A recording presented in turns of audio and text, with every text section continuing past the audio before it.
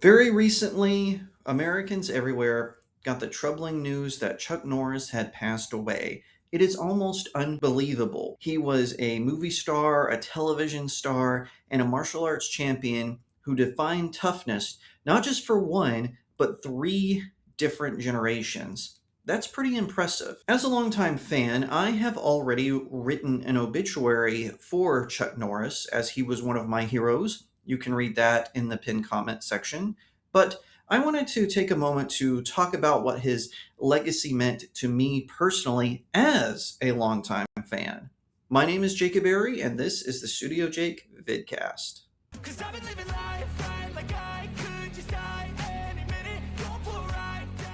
Hi everyone, thank you so much for watching today. Be sure to like, share, subscribe, and leave me a comment. It was July 12th, 2000. As an early birthday present, my parents got me and my mom tickets to see Chuck Norris live. He was doing an interview with Life Today, which was hosted by James Robinson and appeared on the Daystar Television Network. And they talked about a lot of things, but one of the biggest things that Chuck Norris really talked on in that interview, where he was oddly shaved, it was very weird to see him with a clean shaven face, but there he was in studio with his wife Gina, and they were talking about their evolution into Christianity and Chuck Norris rediscovering his faith. It was a very passionate discussion about it. And then afterwards, his Kickstart kids, formerly Kick Drugs Out of America, they did a martial arts demonstration that was really cool. At the end of the interview, Chuck Norris headed out the doors. My mom made sure I would have an opportunity to at least say hello to him, and she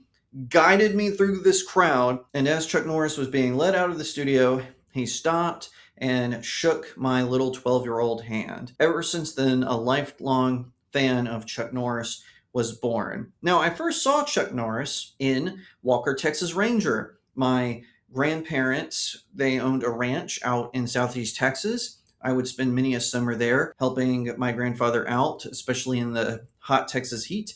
That included when I was very young, picking up garbage out of the pastures, things like that. As I got older, my responsibilities grew. But when I was that little, it was just kind of mundane stuff just because I wanted to be out and about with my grandparents on their beautiful 400-acre land. In the evening time, we would often put on television, and Papa was like, hey, let's watch some Chuck Norris. So he put it on CBS, and there was Walker, Texas Ranger. And I was forever glued to that TV. Now, like I said, one of the biggest regrets I have now is that I wish I had met him as an adult, so I can say what his films meant to me as a child. And I regularly watched Walker, Texas Ranger. Now, because I was so young, I wasn't able to watch a lot of his movies until I was a teenager. But one in particular really stood out among the rest, and that was Sidekicks. This movie was actually a small independent film.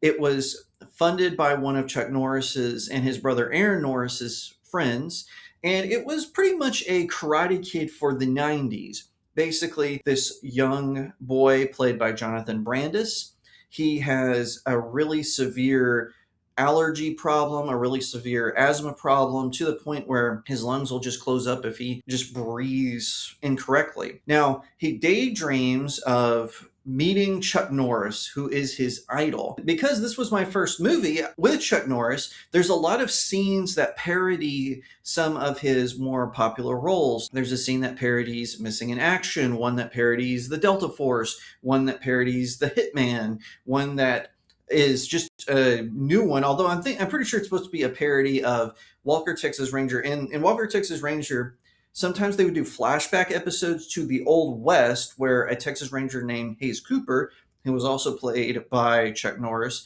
would appear. So I'm pretty sure there was a scene in there that's a parody of the Hayes Cooper adventures. Nevertheless, this movie really defined how I saw Chuck Norris. Now, there are some spoilers for the movie, so just skip a couple of minutes ahead because I won't dwell on it. But in the movie, Jonathan Brandis' character, Barry, who is idolizing Chuck Norris, he goes to a karate tournament, and then just through happenstance, his teacher, his karate teacher, who is played by Mako, yes, Mako, the original General Iroh from Avatar: The Last Airbender, he and Chuck Norris were actually really good friends. He had been in a different Chuck Norris film and had also appeared several times in Walker, Texas Ranger as different characters. He never played the same character, but it was really cool to see him in this. And he played Jonathan Brandis's actual karate teacher. He does like some manipulations in the background, and Chuck Norris ends up being on his fans' martial arts team. And it had this really cool cinematic scene and whatnot where Chuck Norris fights another actor, an up and coming martial arts champion. And it ends where Barry and Chuck Norris have like this conversation on a bench. He thanks Chuck Norris for being his hero. He gets up, and Chuck Norris looks down at the bench, and Barry has left behind the Black Belt magazine with Chuck Norris's face on the bench. And that was kind of like how he connected to Chuck Norris, if you will. So Barry, he looks back and Chuck Norris is gone. He was like a figment of his imagination. And then another little boy who's in a wheelchair, he sees the magazine and picks it up and goes off. And now Chuck Norris is his hero. And to me, that is Chuck Norris. Yes, maybe the Grim Reaper finally worked up the courage to tell Chuck Norris it was his time, but to many of us, he will live on. And as you can see behind me, I have a lot of Chuck Norris memorabilia.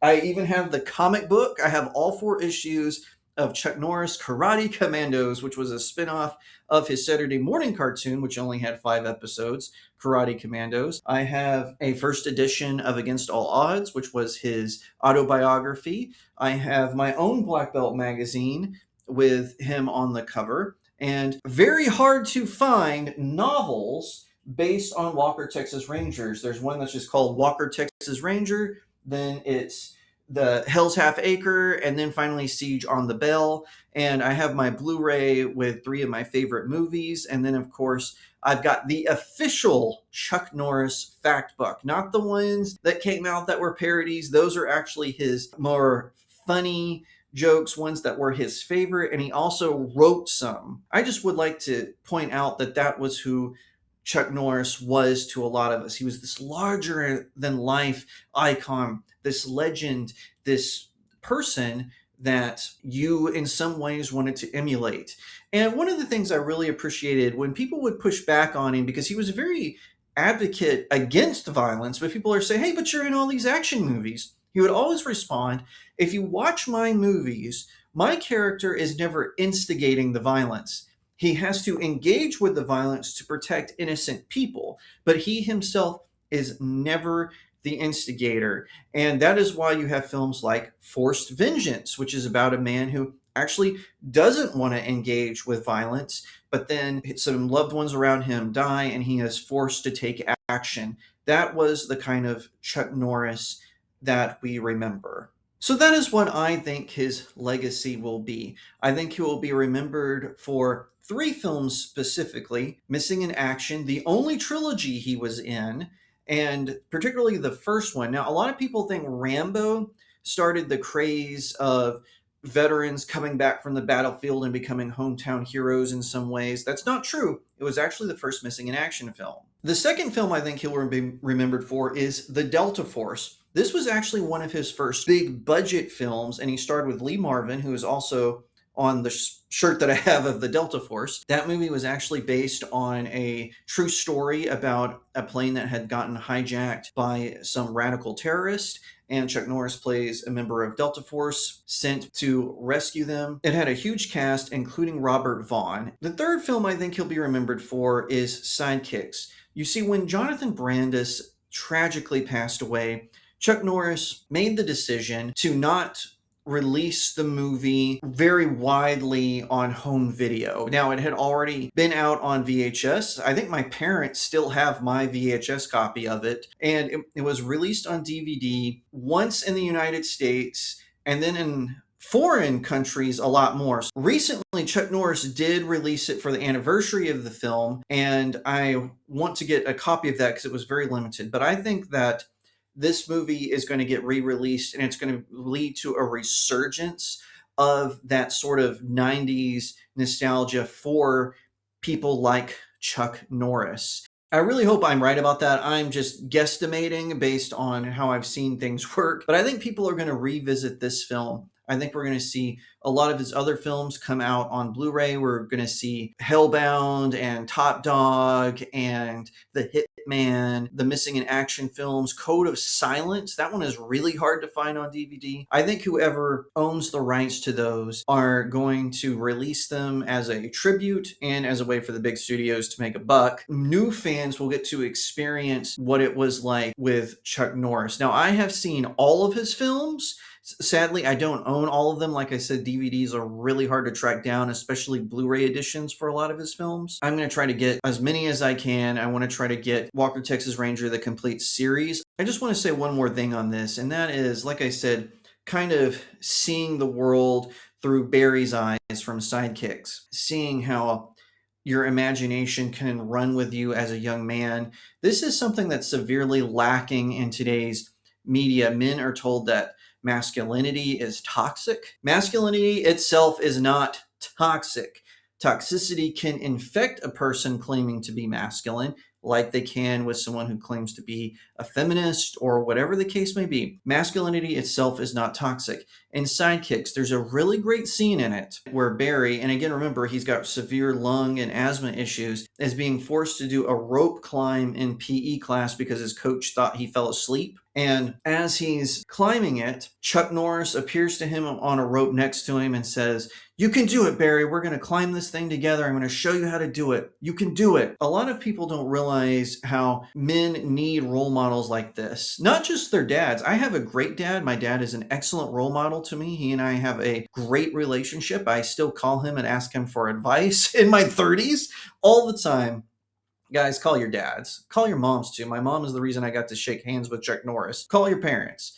But men also need, or I should say young boys also need icons. They need other men to influence them so they don't just have it from one specific source, but from a lot of sources. And Chuck Norris being a full-on American patriot who was proud to stand with our troops, who gave us movies with heroes that we could look up to, who were larger than life, who were able to explode on the scene, as well as Walker, Texas Ranger, where we got to see a Texas Ranger who sometimes bent the rules a little bit, but never for a corrupt reason, only to advance justice and dignity and liberty to people who needed it. That is Chuck Norris's legacy. And what did I mean earlier when I said he defined it for 3 generations? Chuck Norris was a boomer, so a lot of boomers went to see his movies because he was one of them. He was the 6-time world championship of martial arts. He was making all these movies. He made movies with Lee Marvin and Robert Vaughn and so many other incredible actors. And then he goes on to be on television. And that is where Gen X saw him. They saw his movies because their boomer parents took them to see it. Then they saw him on TV. And that's also where younger millennials like myself saw him. We first saw him on television, and then of course his later movies like Sidekicks and Top Dog and The Cutter, and then also on the internet later with the hilarious Chuck Norris Facts. That is his legacy, a man who was an icon to 3 generations, who showed toughness, but also fairness and justice and humility. That is who he was, a man who is not afraid to speak about his faith and to talk about his love for Jesus, love for God, country, and his family. That is the Chuck Norris that I know. That's the Chuck Norris that a lot of other people know. I am very saddened at his passing, but I am resolute in knowing that his legacy will continue through the generations. If you liked that video, be sure to give it a like, share it out to all your friends, leave me a comment and tell what you think, and subscribe. If you're watching on YouTube, ring that little bell so you get notifications when I post a new video. And don't forget, if you want to support me, head on over to my Substack. The link is in the description of the video. You can subscribe at different tiers that unlock different perks. You can also purchase my books there. I hope you pick up 1 or all 4 of them. I've got links all over the place, but they're all on Amazon. Leave me a 5-star review. It really helps out small indie creators like myself. Once again, thank you so much for watching, and I'll see you next time right here on StudioJake. 'Cause I've been living life right like I could just die any minute. Going for a ride down the side.